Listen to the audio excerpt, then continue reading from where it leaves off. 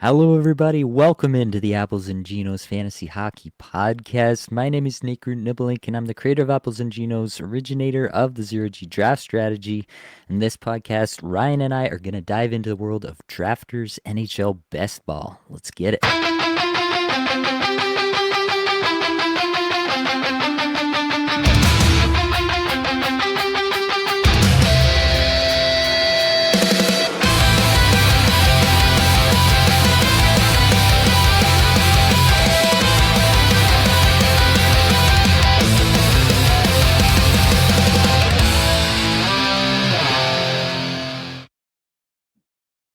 Welcome on in, everyone. We got Ryan back live for the second night in a row. He has no life. This is all he does. Fantasy hockey every night of the week.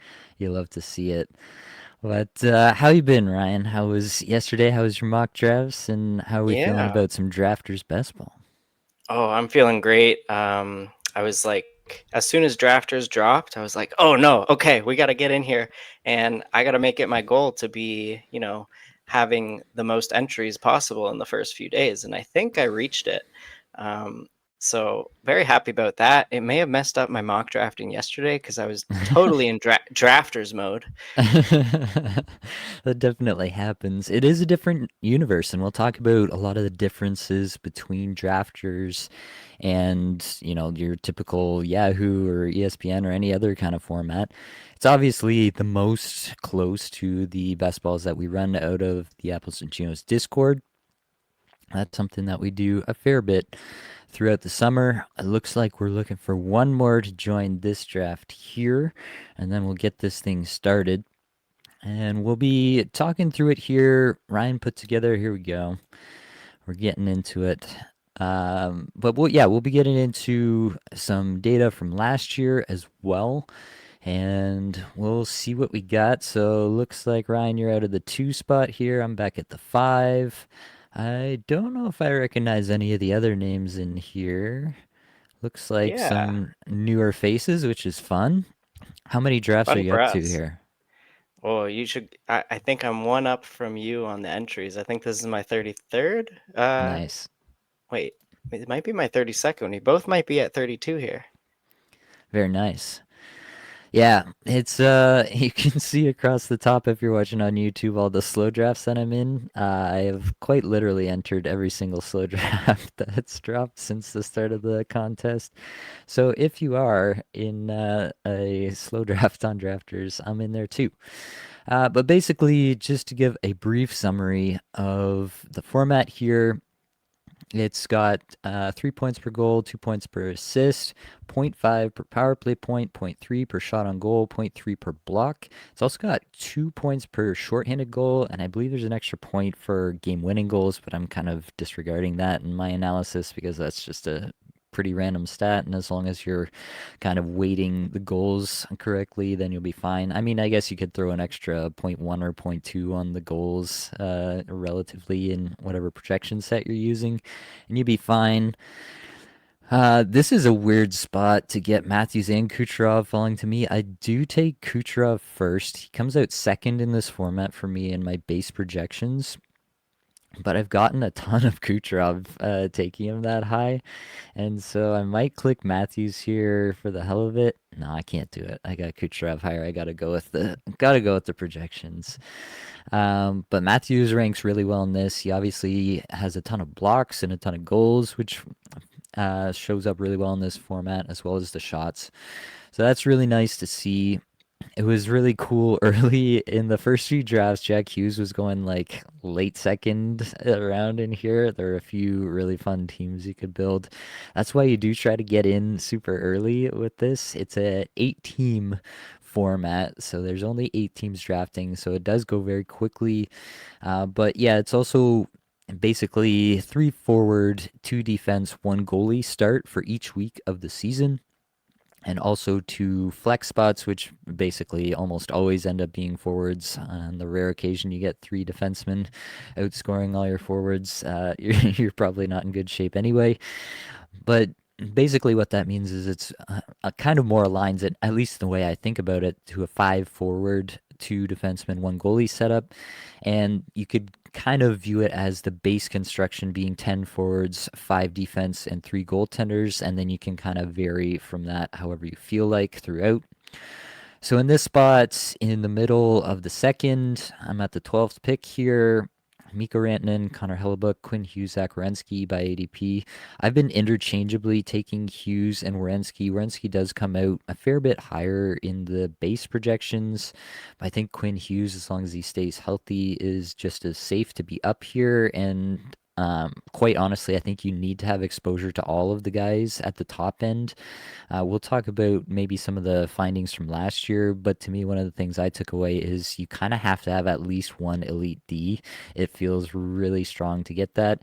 And last year, if you got Zach Werenski later and you had that elite D coming from later, that was a huge boost. But if that doesn't happen this year, and if the top D just kind of perform as expected, that'll be kind of interesting. So I see you follow suit and you grab Werenski at your spot. Yeah, very happy Orensky fell to me there. Yeah, definitely want a top D. If you look at last year's data, we'll go through it a bit, but yeah, Werenski, he was drafted, I think in the fifth or sixth round last year, maybe even later, and almost every winning team had Zach Werenski, but so that won't happen again with him drafted in the second round. But I really like Werenski to only regress a bit and repeat what he did last year. Last year, he actually got his points counted in just about 90% of all of the fantasy weeks in this format. Crazy. We'll get into that, but yeah, really happy to have Werenski here. I think you need one of these top 5D who all just went to really have some success here. Absolutely agree there. This has always been a tough spot. I don't really love the value in this range. If I'm going purely by my projections, then I think this would come out to be Panarin for me. So I think I'll just go with the projections. I'll kind of play it safe through this first part at least. I will also consider the goaltenders. I want exposure to basically all of them in best ball because really in best ball, you don't get to play the waiver wire. You don't get to play 0G the way we want to play 0G. So you just kind of got to take a goalie wherever he's going and cross your fingers that he's that guy. Last year, obviously, it was Hellebuck, and you can see he's going very early in the second round in this draft at 14th overall. And, he might be the guy again. That's a very real possibility. I don't think anybody's doubting Connor Hellebuck's talent or the workload that he's going to get, which is obviously super important for this as well. There are also some pretty interesting ways to play goaltenders in this. Like you can try to play a four goaltender format and try to get them all a little bit later and try to patch together. One guy's getting a big week this week, your other guy gets another big week the next week, and you kind of patch it together throughout the season. What's been your preferred approach with goaltender in this format? Obviously, very different from how you play redraft. Yeah, for sure. Definitely can't be going on the waiver wire, that's for sure. But with this shallow field, there's only 8 teams, 18 rounds. I still think like the goalies going in the last few rounds, they're still starters. You can get Jeremy Swayman, you can get Stuart Skinner, who could have a rebound, Joey Dacord. Like those are guys going in the last 2 rounds, maybe the last 3 rounds. So there still is some, 0G value, but yeah, like Hellebuck, he's going a bit too early for me. I've only gotten one of him in the third round so far, but I'm taking a look at like this next tier of goalies in the Vasi, Ottinger, Shesterkin range here in the fourth round. If I would take one of these goalies here, like if you don't take Ottinger here, I'm going to snag Ottinger after you, but don't Yeah. let me you. I think I might actually go Sturkin here. I have a little bit of correlation with the Panarin pick earlier, so just the one thing to think about in these drafts too is to build some stacking, some correlation for yourself with your players, especially in a format where you're trying to have the biggest single weeks possible, because that's how you build your overall score for the entire year. You just get a dose of a dose of points for the week. Whoever scored the most points for that week for your team counts towards your total, and then you do it all again the next week and all again the next week. And so you want to have those like ceiling weeks. And so if you can build some correlation where you're getting, I have Panarin, so I might look to add Adam Fox here. I might look to add Vincent Trocheck, who obviously plays on Panarin's line, and try to get those weeks where they all score really highly together. And that can be a way to kind of supercharge your individual weeks and get higher numbers, and then also try to build in some other stacks on other teams. You can't just have one super stack and expect that they'll go off every single week of the year. It doesn't really work like that. But goaltender correlation is a little less, but you assume that if Panarin has a really good year, that should mean good things for Shesterkin. And so for me, Shesterkin, Onger being in a tier together here, I will just grab Shesterkin. The other guys that I'd normally take in this spot, like Brady Tkachuk, is an okay pick there. It's not actually the highest guy. I don't think he's very well served by this format because his hits don't count for anything. Tage Thompson and Jason Robertson, who both go to the 3 spot here, I would have over Brady Tkachuk in this format just by my base projections and plugging in the values. Adam Fox goes right before me. That's rough. Um, I might go Victor Hedman here, play this through the 2D early. It is tough when you take a goaltender in the first 4 rounds and then try to go 2D early. Brady Tkachuk has fallen a fair bit here, and that might actually just be the better play. Just take the ADP value. I think I might actually do that and just let the defense go by. Talk to me about that, because one thing that I found is I don't really want to be more than 2 defense and or goaltenders through the first 5 rounds. I want to have 3 kind of elite top end forwards through the first 5 rounds if I can. Do you have a similar thought there, or are you more willing to, kind of load up at the defense and goalie position early on? Yeah, with my plan to have, a lot of entries in this, I want to diversify my portfolio. So some of these drafts I'm definitely loading up early, and tinkering with, can I run just 4D? I think the standard setup is 10 forwards, 5D, and 3 goalies drafted, which is safe and what the majority of people do. And if you're going to veer from that a bit, you want to make sure that it will work out like perfectly for you. Last year, the winner actually ran just 2 goalies, but those Mhm. goalies were Hellebuck and Shesterkin. And it really worked out for him, where all of Shesterkin's weeks that were counted were like just so happened to be Hellebuck's only bad weeks. Yeah. And I think he got really lucky there. So definitely like toying with a few early D where I'm only gonna roster 4D, and that's like if I get Makar and Werenski or Makar and Hughes. And then I did toy with a couple teams with just 2 goalies, but I'm making sure those goalies are getting 60 starts each. Yeah, I think that's a good way to look at it as well. If you get your 2 really high-end volume starters, guys that are projected for a huge workload, maybe you feel okay with not going for a third goaltender.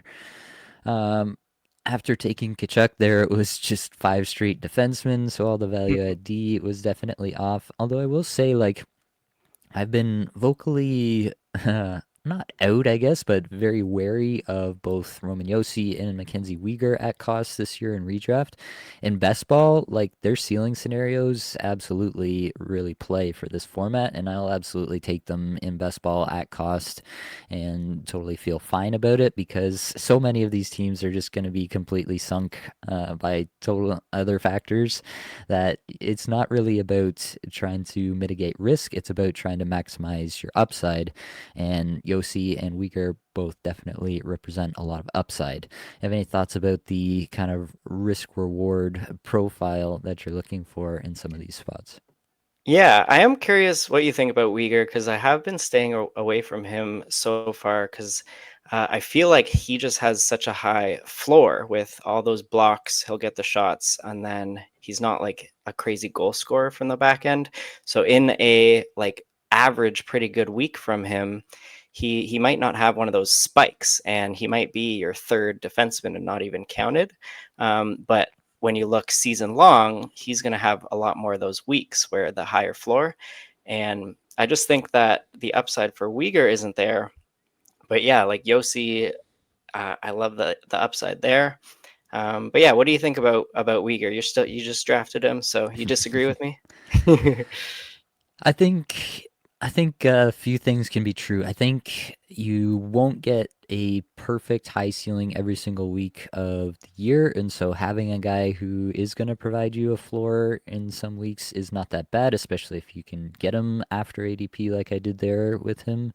I'm not like climbing the ladder trying to get Uyghur on my team, but when he's the next highest defenseman on my board, and I'm trying to look for a defenseman here to get my second defenseman in the seventh round, then I'm not like scared of it. I think there's still some pretty good ceiling scenarios, especially if you can kind of marry the heavy weeks for Calgary with some off weeks for other teams.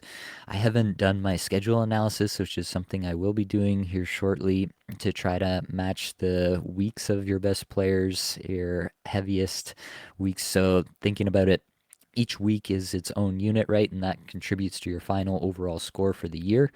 And so if my main stacks are, let's say, the New York Rangers and the Tampa Bay Lightning.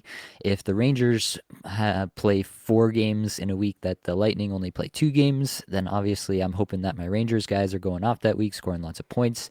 And then I'm hoping that my Tampa Bay guys are doing that on another week when maybe Tampa guys are playing 4 games and the Rangers are only playing 2.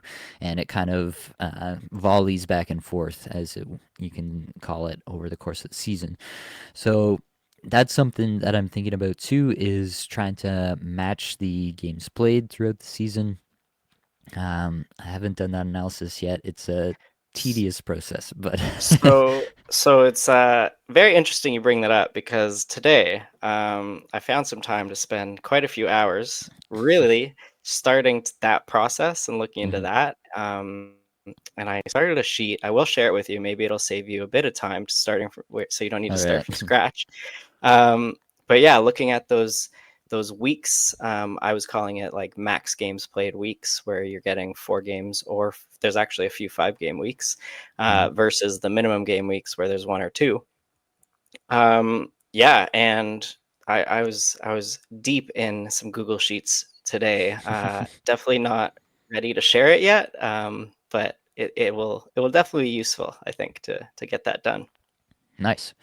Yeah, definitely be interested in that. I did it last year. I have like the base data there, but you still have to do all the permutations of every team versus every other team.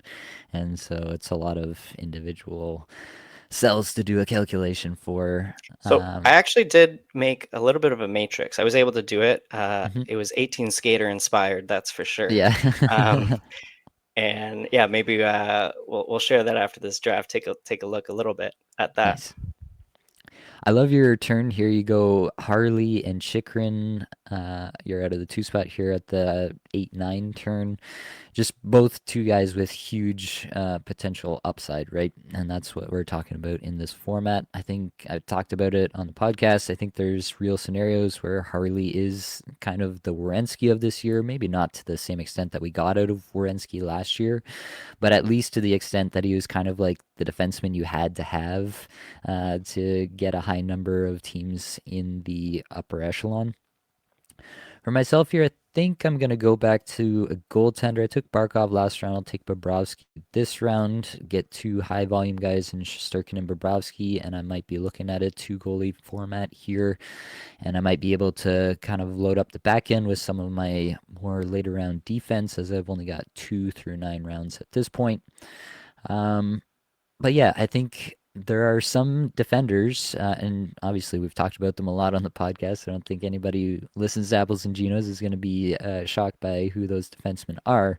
But there are some defensemen who have that potential for just a sky high season. I think Harley and Chikrin are too, so I love that turn for you. Yeah, I like it too, and I really like targeting those high shot, high goal defensemen because the weeks that their points are going to get counted, it's going to be because they're scoring goals. Goals are worth more than assists, and I just want those guys on my team. Um, I got a question for you because after doing as many fast drafts as I could, I'm in less slow drafts than you, and I got into a lot more fast drafts in the last couple days. I'm really like trying to hold off on some players because I'm like, oh, this guy went 86 in a draft that I saw, and I'm like trying to play the ADP game where you're Yeah. trying to get maximum value because the winning team in this championship is gonna have like a very lucky draft where guys were falling to him like 2 rounds later than their ADP. Mhm. And so I kind of am trying to play that game, and it's just some guys that are sticking out to me. Barkov, I think, is a great pick at 60. I saw him Mhm. go later. I got him like at 72 in one of Yeah. I think Thamps posted he got him at like 86. Yeah. So that's wild. And another guy on this list who I'm actually drafting right now at 82, I would take DeBrincat in the 60 range, I think, Mhm. but I've seen him go as late as like 87, 88. So he's someone I'm also, waiting on and hoping to get him in the 80 range. Are you do you try to play that game at this moment in the tournament? Yeah. Yeah, there's definitely an element of trying to push things because the the off chance that it works and you get some super team is absolutely worth it.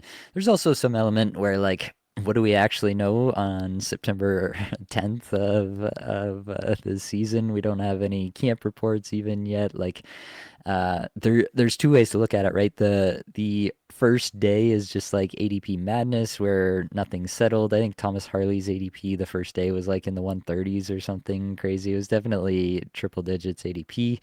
And so there were some crazy things that you could do in the first few drafts that you will never be able to do again. So there is value in getting into some of those very first drafts.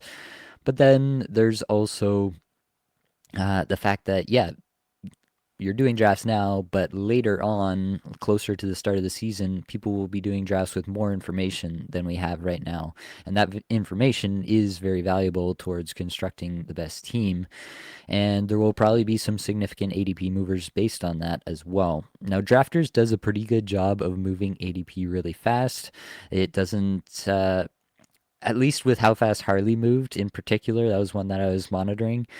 With how fast he moved, it seems pretty clear to me that they're basically just only taking the drafts as ADP and they just threw out their initial numbers immediately.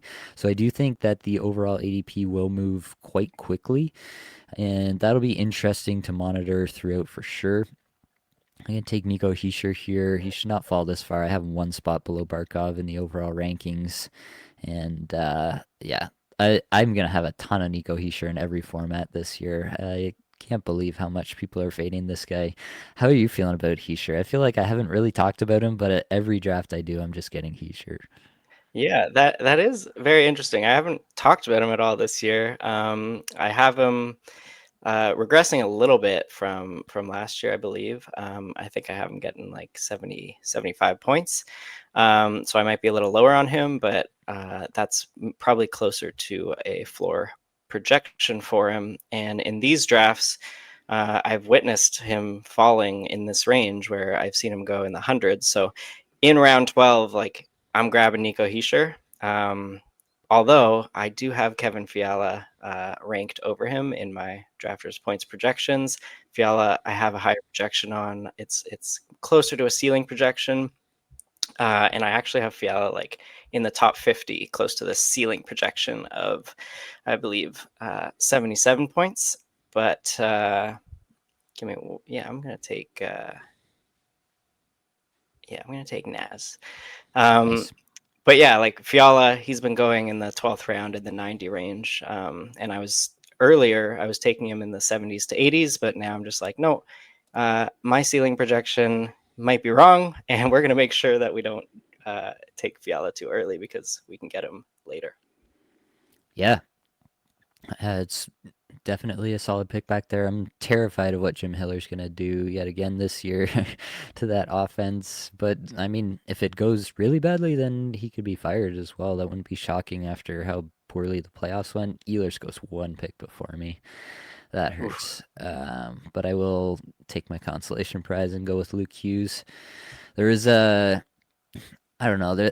it's all conjecture at this point, but there's just talk on the 32 Thoughts podcast about the Hughes brothers and like how Luke Hughes is like destined to be the number one guy in New Jersey, and that just got me hyped up again even more for Luke Hughes having some monstrous breakout this year. And definitely, if you can get him in the 13th round, I think that's going to be some good value.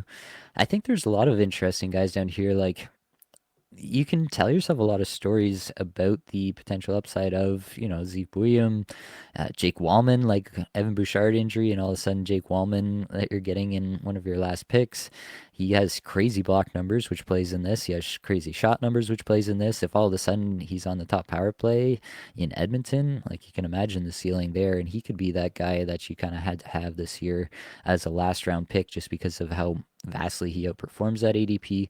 And there's some guys like Perek is way down here. You had to search for him to be able to draft him. I don't think did Nikishin even make this list. Okay, he's finally got an ADP way down here. Like there's some guys that have some real ceiling scenarios at defense that I love. Obviously the forwards in this format, 8-team league, like the forwards in the last round are going to be pretty stupid. You're going to have your pick of whichever quote unquote sleeper you want, and they will be much better than just sleepers. I'm going to take Trocheck here to round out the stack. I now have Panarin, Miller, and Trocheck from the Rangers with Shesterkin on the back end. So betting on the Rangers this year with this team. And you got to bet on different teams with different drafters teams, I guess I can say. I think that's the way to do it. There are obviously, like, I love all these guys here. Meyer, Cooley, Verhage, Holloway, Nichushkin down here is just kind of crazy. That is one thing I've been thinking about is maybe trying to actively fade your last few forward picks into this round just because the value of these guys looks really good on paper and they probably have a pretty solid ceiling as well. So there are probably some picks like Brandon Hagel came out of this range last year in the back end of drafts. Like I think he was like around 17, 18 last year and became a pretty big part of a lot of pretty high earning teams in this format. So there are definitely going to be some players from down here. Dorofiev is down here, Fantilli is down here, Zibanejad is down here, Hurdle, Barzal, Svechnikov, Landeskog. Like you can tell yourself a lot of stories about a lot of these players and how they could have that kind of season where it really does turn your team around. Have you been thinking about where to draft those last few forwards as well? Yeah, for sure. And I've been trying to, I put in my own rankings in the drafters set up here so I can go by of it. But in the last few rounds, I'm trying to, ignore that and just focus on the upside scenarios. And yeah, like this list at the end in the last two rounds that you're going to scroll through, it's got plenty of options, and so I'm definitely loading up all my goalies and defensemen before the last two rounds, I think, and really taking a stab at some of these upside plays in the last two rounds for forwards. Yeah. So we're getting into the back end of it here. I feel pretty good about this forward group now. I almost feel like I don't need to go much further on it. I might round out this defense. I have Quinn Hughes as the linchpin, but then I've got Uyghur, Lacombe, and Luke Hughes. Might try to go something else there. I'm still not sure if I'll take a third goaltender, Shesterkin, Bobrovsky right now. I could see a scenario in which it might be worthwhile to take a third, but it'll depend on the value for sure. Like Jacob Markstrom's still out here. I do have a little bit of a New Jersey stack going with Hughes, Meyer, Heischer. So I could go that route. There are still other goalies as well. Vince Dunn is on the board here, and I do like Vince Dunn. I don't know if he's the absolute best for this format. He would probably need power play one with a bullet to really make this work. I think I'll go Markstrom just for the correlation that I do kind of have into New Jersey here and build that back in a little bit. Done that with each of my three goaltenders. It may be fairly minor. Like definitely the skater correlation is much more interesting to me as a drafter than the goalie correlation. But again, you think that if Luke Hughes, Timo Meyer, and Nico Hischier all have big years, probably Jacob Markstrom is reaping the benefits as a goaltender, at least getting some wins and some solid weeks for you. Same goes for Shesterkin with the Rangers that I have. Same goes for Borovsky with Barkov that I have. You and Vince Dunn here, though. Yes, as my 50 love Vince Dunn, I think, when he does get sniffs on Power Play 1 or just has great weeks, like that's when it's going to count. The 50, you know, it's fine if they're not being counted every week, because they're not going to, with Werenski, Harley, Chikrin up there taking the space. So happy about that. And then yeah, and I did want to touch on this, like my team right now. I'm pretty I'm almost ignoring stacks, to be honest. Hmm. Um, I think that it could definitely lead to a winning scenario, but when I was looking at the winning team last year, it wasn't really made up of that, and I want to diversify. I want some teams where I have some nice stacks, and some where not, where I can focus more on those like max game weeks, Hmm. and making sure they don't overlap there. All right. I think I might take Nikishin here. It's probably going to take a Gostisbehere injury for Nikishin to really matter in a big way. But I do think, at least early on, I should get some good value out of Hughes and Uyghur and Lacombe and the other Hughes. So maybe Nikishin comes online in that crucial stretch when we're all trying to get to the end here, and that's when he kind of pops for me. At least that's the story I'm going to tell myself about this team. And I think I will circle back to the forwards for my last pick here. I like Dylan Holloway. I don't know if he's like the perfect fit for this format. He's obviously hits a lot, and that's his biggest source of value in redraft, and I'm a huge fan of him there. I could look at a guy like Barzal. He just goes. I do have Quinn Hughes, so I could look at Brock Besser here. I don't know how high that ceiling is, though, and I am pretty much just focused on ceiling with this last pick. Who could be the biggest pick? Cutter Gauthier goes right before me, which would definitely have been in consideration. I do have Jackson Lacombe, so I might go Troy Terry. It's not his best format, but he could have 70 points here. I don't know if anybody else truly has that kind of upside. Maybe Brian Rust, but that's a scary situation there. Let's do it. Let's go Troy Terry for the brand, Nice. I did. finishing I it did off. end up. I took Troy Terry in a few of these drafts, and with the last pick as well. All right, so I'll run through my team. You can make your last pick, and then we'll go through yours. My team ends up being 10 forwards, 5 defense, 3 goaltenders. So going with the base format here, that is kind of the most common format that you'll see in terms of the distribution of forwards, defense, and goaltenders. And I took Kucherov, Panarin, Brady Kachuk, JT Miller, Barkov, Tavares, Heischer, Trocheck, Meyer, and Terry. On the back end, I have Quinn Hughes, Mackenzie Weegar, Jackson Lacombe, Luke Hughes, and Alexander Nikishin. And in goal, I have Shesterkin, Bobrovsky, and Markstrom. Obviously, 8-team league. It's going to look pretty good at the end of it all. What did you end up with here, Ryan? Yeah. So my team, I took Nathan McKinnon, Zach Wierenski, Mitch Marner, Matt Boldy, who actually fell around later than he's been going in a lot of drafts. So very happy with that guy. Dylan Genther, Brandon Hagel, Alex DeBrinket, Kevin Fiala, Nazem Kadri, Mika Zibanejad, and I took Jared McCann with my last pick. My D, aside from Wierenski, I got Thomas Harley, Jacob Chikrin, Morgan Riley, Vince Dunn. And then I did go 3 goalies. By the way, 10 forwards, 5D, 3 goalies. I got Jake Ottinger, Ilya Sorokin, and Lucas Dostal. Very nice. All right. So we'll jump out of this room here. We'll see what the situation is like. There are 4 people. Should we go right back in, Ryan? What are we feeling? We could go back in and then Uh, touch on your data while we wait for it to fill. yeah, let's do that. All right. So we're going back in. If you're watching and you want to join, you can.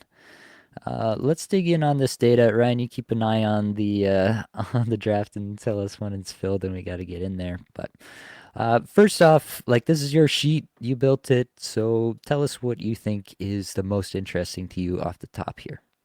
Yeah, so what I did was I manually scraped the top 69 teams from the championship last year. It would be Nice. great if we could have, yes, if we could have all 5,000, that would be great. But I'm not doing all that. Big shout out to Thamps, he chipped in for a few teams, and Dreamkiller as well. But yeah, what we have here, I have a team count. So in the top 69 teams, Zach Wierenski was rostered on 50 of them. The next highest player was Brandon Hagel at 24. So we have that Yeah. column, which is interesting. Our draft is starting in a minute, but I will continue here.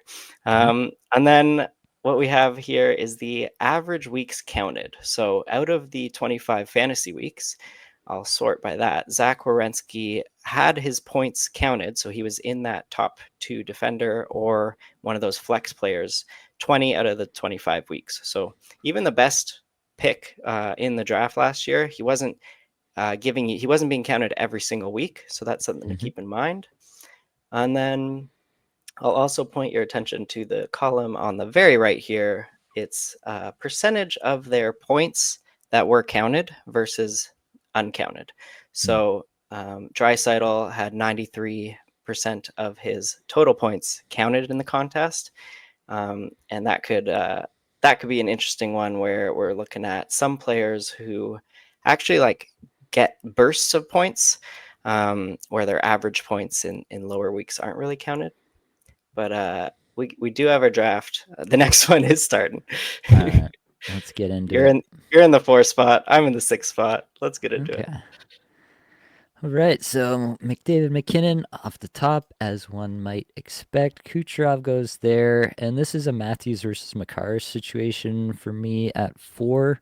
I've done both things. I really like building through Makar. I I think that having that elite D is such a difference maker, and I think it is possible anyway to backfill the forwards to a better extent than it is the D because the value over replacement that you get out of Makar is just so insane versus the other defense. He's going to count for you, in that range, that Werenski range that you saw in that sheet there. So he's going to be in your lineup every single week, basically. And having that at the defense position where it does thin out pretty fast, if you can get Makar in the first round and then you can find that guy from the middle rounds, that Werenski from last year, that really hits, then that can be a way to really differentiate yourself from a lot of other teams in this contest. So I think that's a really key aspect as well. Where's your thought on Makar in the first round? What's your level of comfort taking him as high as I have here? Yeah, so my value over replacement in this format puts Makar at 3, above Kucherov even. Wow. I'm not going to take him there because that's just not where he's going ADP wise, and I'm joining enough drafts to get him 4, 5, 6, and even in the 7th spot sometimes. So yeah, I love everything you're saying about Makar. I love building these Makar teams, but for me at this point, I think I'm saving the drafts where I'm in the 5 or 6 spot for Makar. Um, Although it doesn't really matter in this 4 to 6 range, like you can build the same top 2, Yeah. I think, and it doesn't really matter there. But I do like Makar, and I've been drafting him in just about every 5 spot and 6 spot that he falls to me at 4. Yeah. I don't mind that.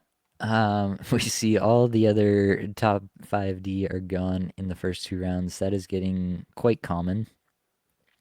I went with Kyle Connor in the second round. He actually shows up quite well, surprisingly well, I guess I would say, in these projections for me. I usually don't have Kyle Connor in a lot of other formats.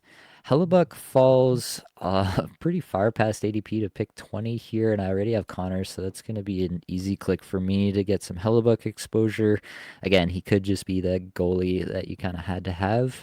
There's some goaltenders that you just kind of do have not have to have. Like there are definitely different ways to build it, but when I say that, I more so mean like there will be one or two goaltenders that like comprise, I don't know, 40 to 50% of the top 69 teams if we're doing that again next year. Well, So so Hellebuck, he was on 22 out of the 69 teams, but the next there you go. highest goalie was on uh, 12 12 teams, and then the next one was 14 teams.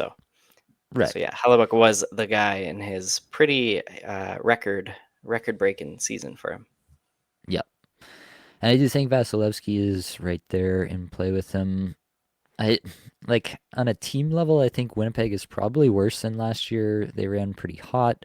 They played really good defense, and that's not always the most sustainable thing year over year. So it wouldn't be surprising to me if Hellebuck does take a bit of a step backwards and it's Vasilevsky or somebody else entirely who is the goalie that you had to have this year. It's not me being like super confident in Hellebuck, but I want to have some Hellebuck exposure in a tournament where I'm going to have 150 entries.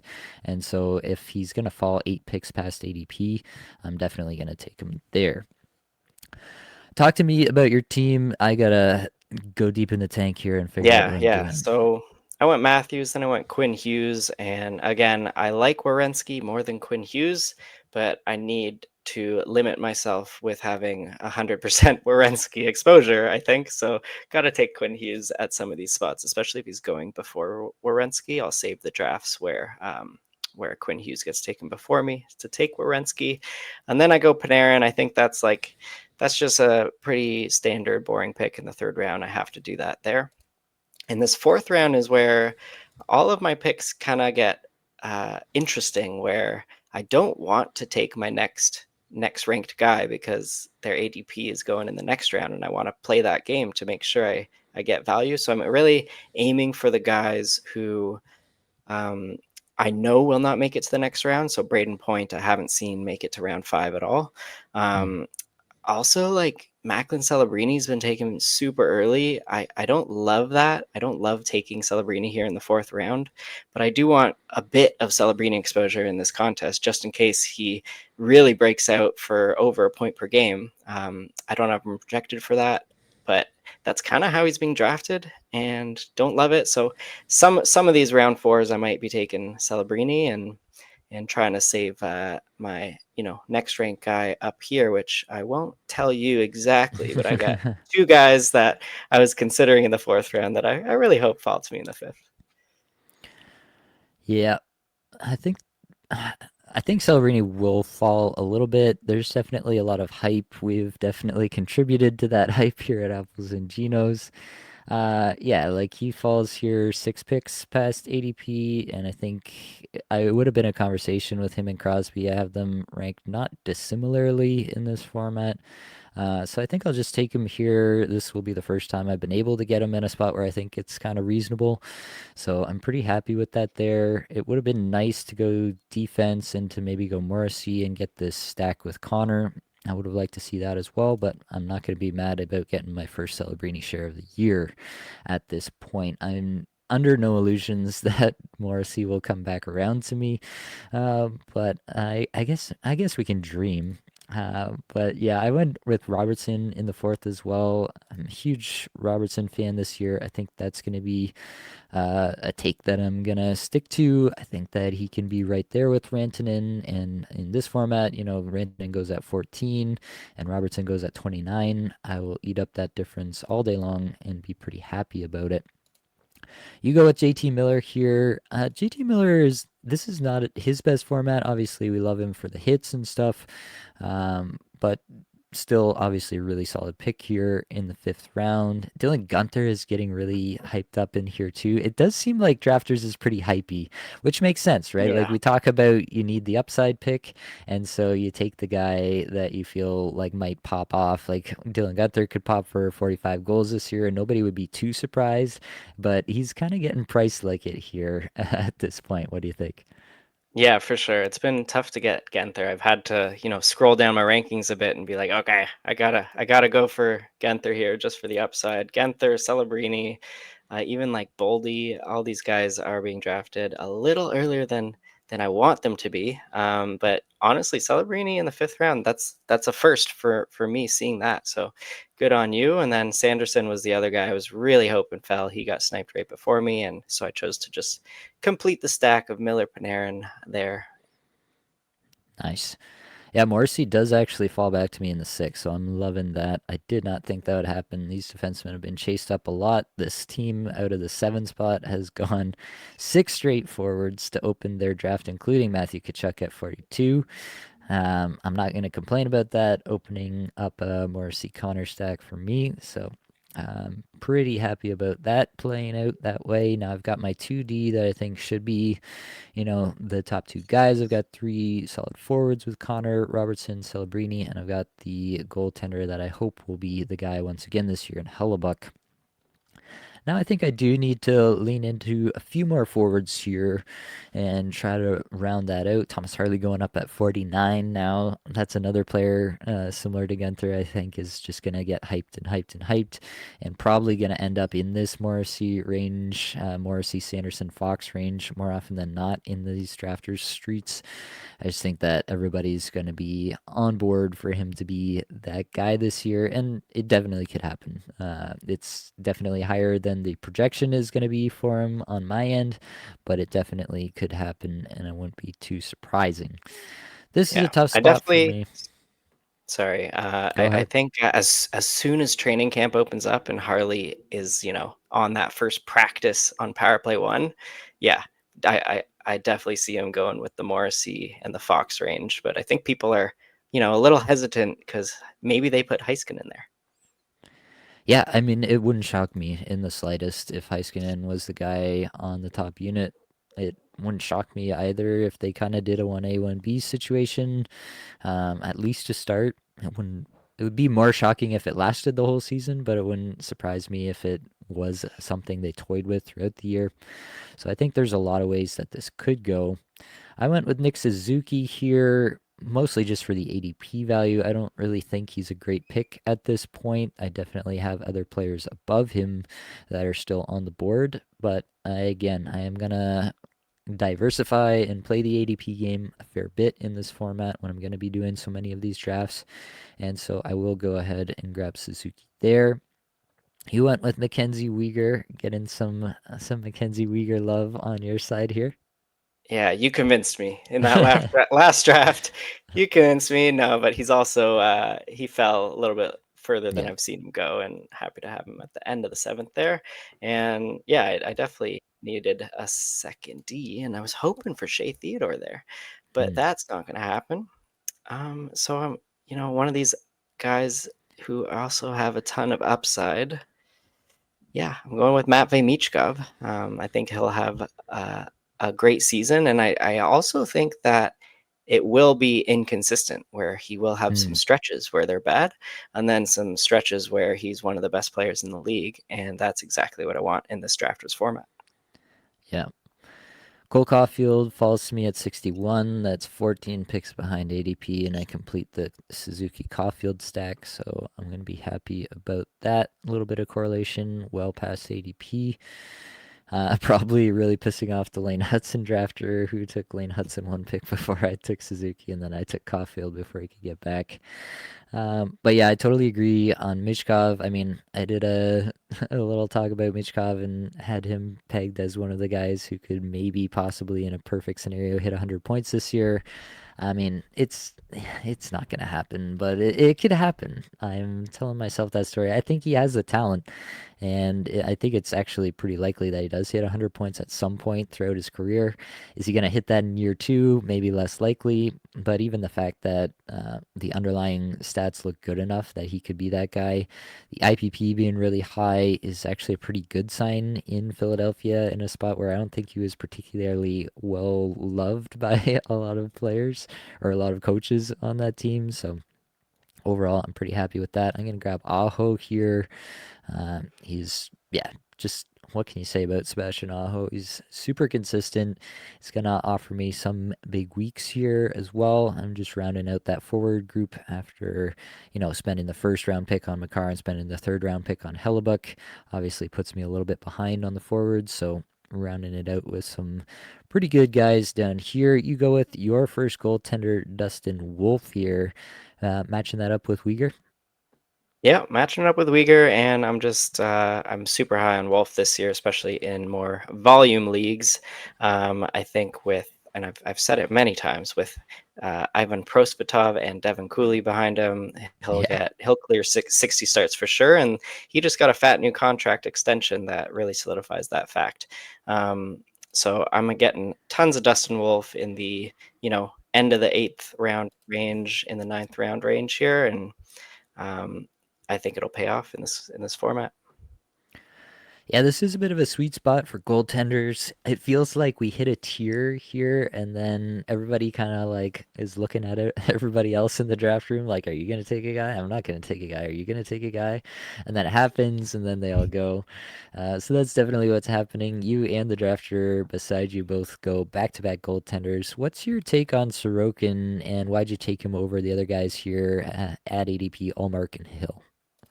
Yeah, so in this format, I'm targeting tons of starts. I just want as many starts as possible. I want to stay away from the timeshares.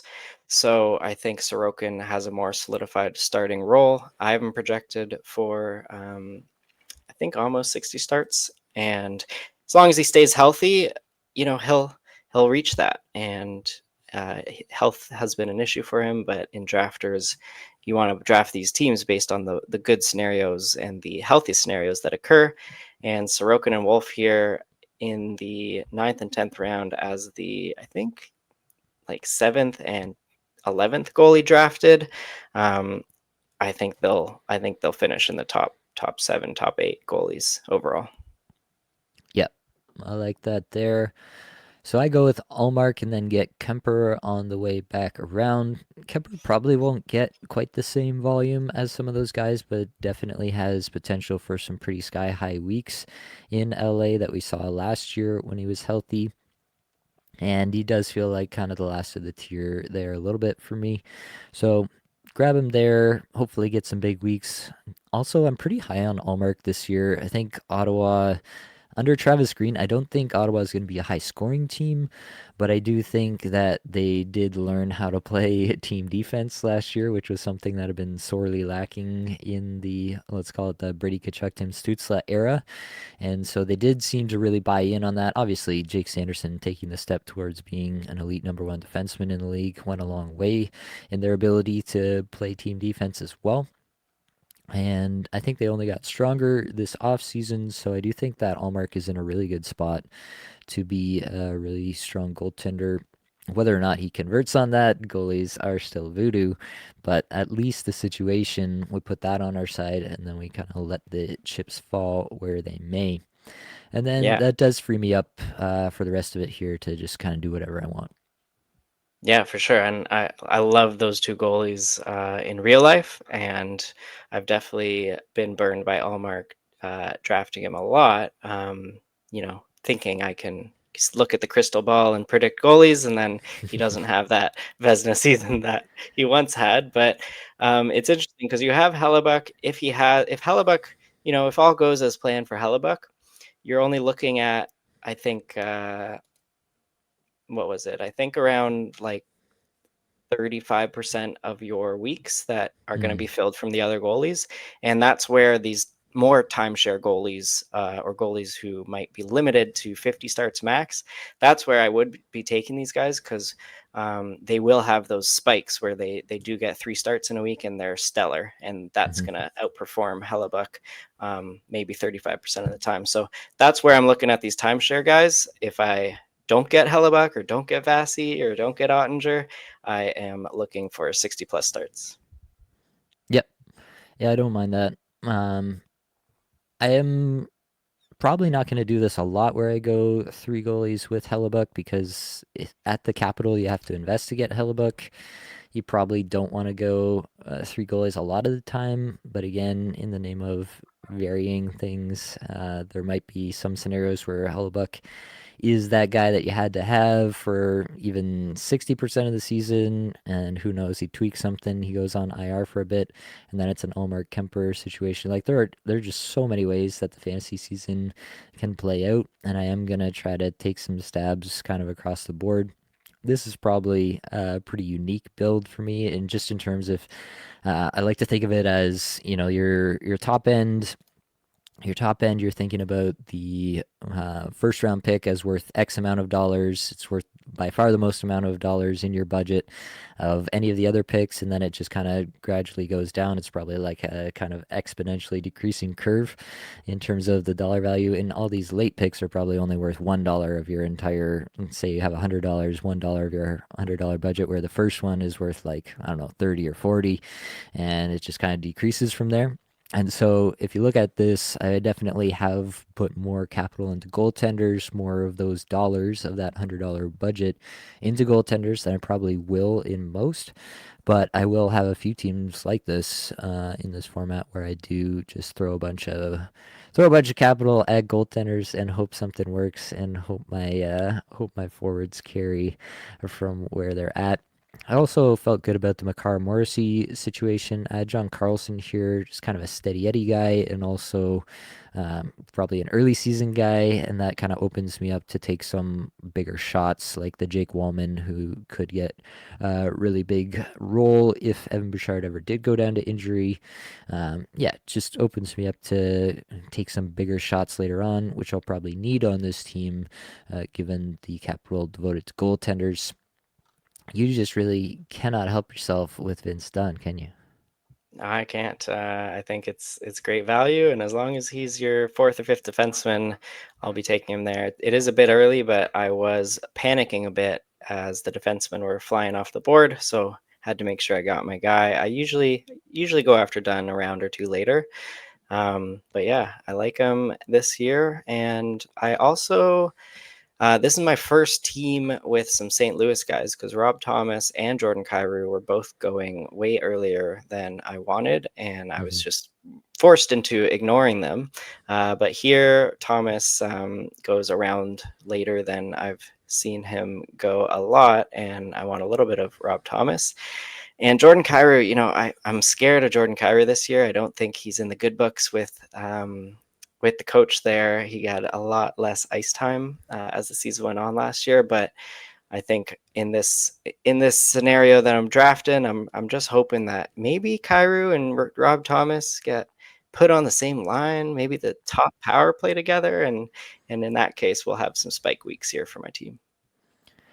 Yeah, I mean, anything is possible in this format, and you got to dream. I do like the correlation team wise at the very least. And yeah, we can always dream about what else can go on. I add Rupe Hintz, pair him with Jason Robertson on the top end, and I do add Jake Wallman here in the 15th. It's a little bit ahead of ADP for me here, but I do want to take that shot on this team where I think I probably need a second defenseman. For this team to really win, your first round pick has to hit. So I'm assuming with this build that Makar has hit. He's healthy all year and he's pretty terrific. And then after that, it's just can I get Morrissey, Carlson, Wallman to kind of piece together the second D spot on my team? And yeah, there is a ceiling scenario for Wallman. I think that just doesn't exist with the vast majority of other defensemen, where he does get onto that top power play. It would take a Bouchard injury. I'm not saying he's going to unseat Bouchard. That's not going to happen. But if that does happen, then Wallman in the 15th is suddenly outperforming like every other defenseman not named Kale McCarr or pretty close to it. Like he's going to be up there with the shot volume and the blocks in this format. So that's really going to be nice. You went with Colton Parayko, rounding out some St. Louis stacks. What do you got cooked up for this pick here? Yeah, and I hear everything you're saying, and these defensemen in the last few rounds, you want the goal scorers, you want the shooters, and then if they're adding the blocks on top, I think Pareko is very similar to Wallman there. The Hmm. weeks that they're going to count, it's going to be the weeks they're scoring goals and putting up 12 blocks in 3 games as well. But yeah, here I'm trying to still look at all these forwards. I I don't want to take a goalie yet because I think I can get one in the last round that I want. So I'm completing a bit of a Rangers stack with JT Miller, Artemi Panarin, and Mika Zibanejad. I do have Zibanejad bouncing back a bit from his season last year, and their power play really should rebound. They went from one of the best to one of the worst, so somewhere between there this season will be better. Yep, I don't mind that at all. I think I might go down the board here a bit and grab Landeskog here. I have Makar, a little bit of a Colorado stack, and I think that Landeskog's 95th percentile situation is just as good as anybody else here on the board, probably. So I'm gonna grab Landeskog to grab the correlation plus the upside. What's your temperature on Landeskog this year for drafters and for? I think he's actually an easier click in drafters, but what's your temperature on him overall in fantasy this year? I Yeah, I actually disagree. I think he's a harder click in drafters because I want all my drafters guys, able to contribute any week. And Landeskog, there's just so many question marks. Hmm. Um, and normally in an average player, you're gonna be like, yeah, there could be an injury. But Landeskog, I just have no idea if he's going to play a full season, and if he's only going to account for a small percentage of my weeks anyway. If he suddenly takes away half of his weeks or 30% of his weeks, now he's going to only factor into maybe one of these weeks, and it's a wasted pick in my mind. So there's just risk there that I'm staying away from in drafters. In real fantasy, where he's going in the later few rounds, I'm very happy to take him there because I do think the upside's there, but I think the risk is a bit too steep for me.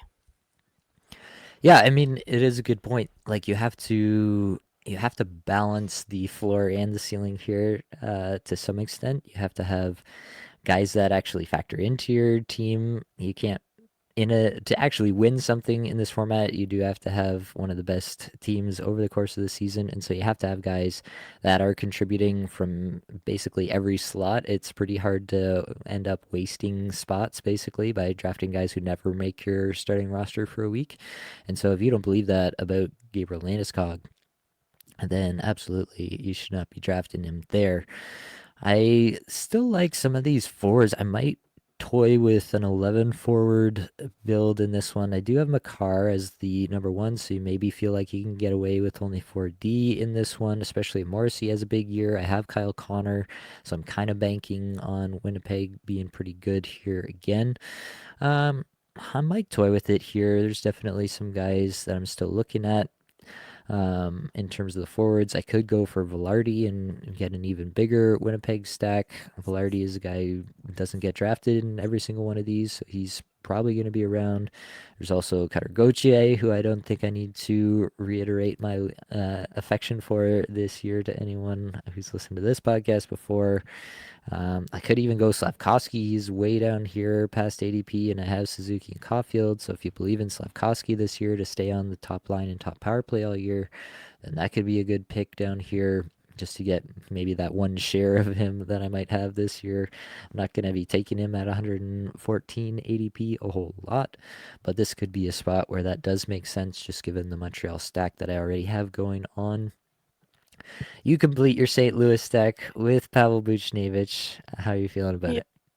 yeah, that's probably the only time I'm taking Buchnevich here. I think he's great value in real drafts, but I do think it is a bit shallow this format to take him unless you are really doing the St. Louis stack that I got going on. I was debating between for my last forward Buchnevich and JJ Paterka, but only because as I was looking into the schedules, Utah has 13 weeks, like max game weeks, where there's 4 or 5, or on those weird Hmm. weeks, it's a little more than that.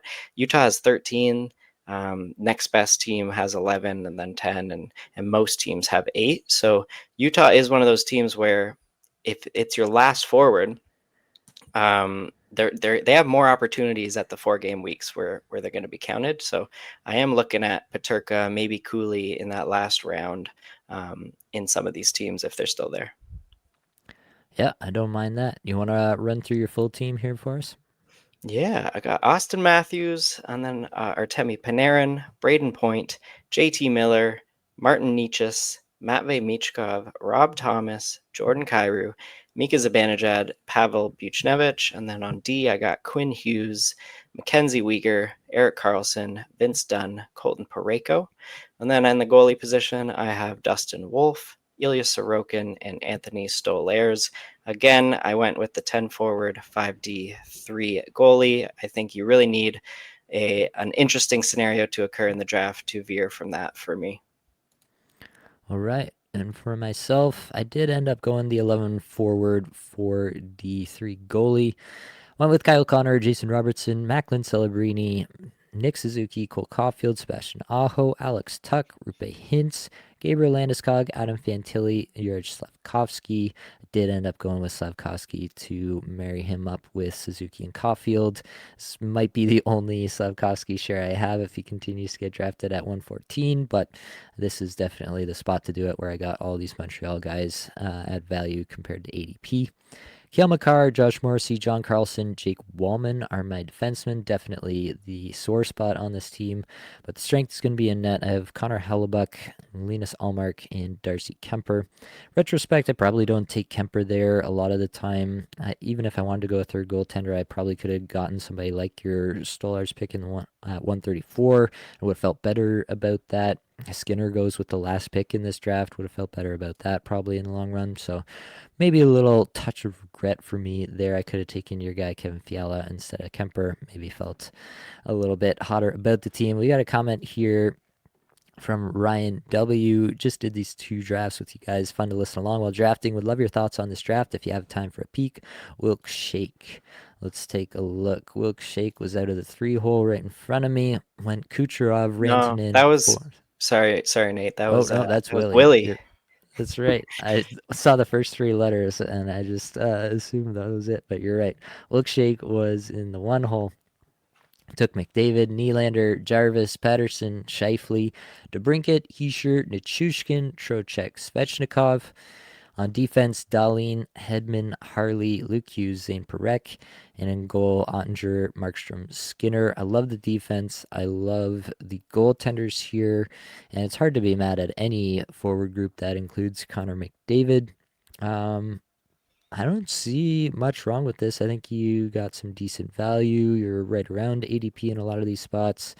I really think that defense is the strong part of this team. Obviously, you did reach for Harley relative to ADP, but I think that ADP is still climbing, and we'll probably see it get into this range before long. So I don't think it's going to look like a reach when all is said and done. And you got big time upside with this Harley, Hughes, Parekh trio after the Dahlin and Hedman top guys. What are your thoughts, Ryan? Yeah, I agree here. I think I'm trying to get a little more ADP value out of like Harley, Luke Hughes, and even Darlene and Nylander. But again, that's the second and third round. So if you want those guys, you got to take them. But I Mm-hmm. really like the value got for Alex DeBrincat in the 80th Mm-hmm. spot. I think that's later than I've seen him go a lot. And again, the last round pick, the last overall pick of the draft, Stuart Skinner. I think there's a good chance that Skinner could be on a lot of winning teams. All he has to do is be an average goaltender again Yeah. on Oilers, and he could do that. And if he's being drafted in the last round, it's possible you're getting a guy with 55 to 60 starts here in as your last overall pick. Yeah. I really don't mind that at all. All right, Ryan. Want to toss it back to you. Was there anything more wisdom you wanted to extract from the data you collected here? Do you want to talk through anything more here? And we can kind of close it out with some general strategy tips. I will say before we get into it, if you, the listener, the viewer, want to get into some of these drafters, best ball streets with us, then the best way to do that, if you're a first time player on drafters, use the promo code GINOS, GINOS, when you sign up, and you can get a 100% deposit match up to $100. So, yeah, use somebody else's money, draft some teams, have a good time. Please use money that you don't need to have at the end of the year, because this is far from an assured thing that we're doing. This is just something that we really love doing. So that's where I'll leave it there. But Ryan, what do you have for us here? Anything more that you wanted to extract from this data? Yeah, just a little bit of interesting things that I found here. I'm just looking at the goaltender position, and Hellebuck had maybe an outlier season last year. he was counted in only, on average, 15 weeks out of the 25. So Hmm. that is not every week. And that is one of the best goalie scenarios you could find. And that points me to going for these three goalie builds, Yeah. where in also, sorry, I'll touch on that after, but I also want to touch on Darcy Kemper here. He had a great season. He was only counted in on average in 7 of the weeks, Hmm. but interesting enough for him, this average margin counted. That's the margin of points above the non-counted goalie. So he got, on average, when he was counted, 7.3 more points than the goalie that wasn't counted, which is a lot more than a lot of these goaltenders around him in the range. So although he was only counted in 7 weeks, he did provide plenty of points towards those fantasy teams. And if you're gonna go for those heavy starts, those timeshare goalies who are actually better goalies might be worth it. But I do also want to point here, the did a small little analysis here, looking at every week the actual players counted. So on these top 69 teams, the five forward, two goalie, um, points counted weeks, those happened 21 out of the 25 weeks. So those were the majority. So that's really what you should expect in your average week, that five forwards are being counted and two defensemen are being counted. So those two flex spots being taken up by the forwards. There were on average 4 weeks where there was four forwards and 3D counted, and there was on average 0.4 weeks where there were actually four defensemen counted. And then looking at these teams, the positional breakdown here. So again, these are the winning teams. These are the top 69 teams. A Hmm. majority of them, 48 of them, had 10 forwards, 5D, and three goalies. That Yeah. could just be a reflection of what the actual whole pool was, but Yeah. these teams did well. So that is, the safe option. The winner actually had 11 forwards, 5D, and two goalies, and only three teams in the top 69 had that, but one was the winner. So that's interesting. And Hmm. then 11 out of these 69 teams had 11 forwards, 4D, and three goalies. That is pretty interesting. I would have to, I think you'd have to compare that with the overall distribution, like how many, what For was sure. the average number of 10-5-3 teams in the tournament, right?